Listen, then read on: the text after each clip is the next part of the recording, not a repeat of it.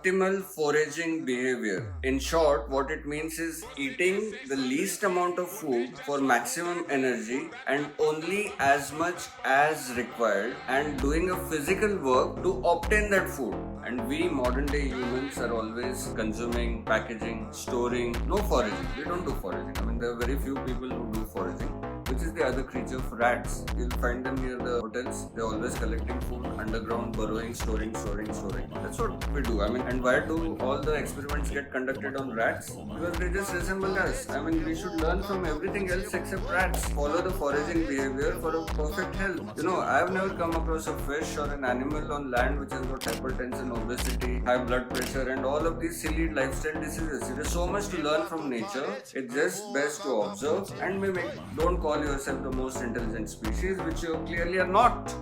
Have a good day. Bye.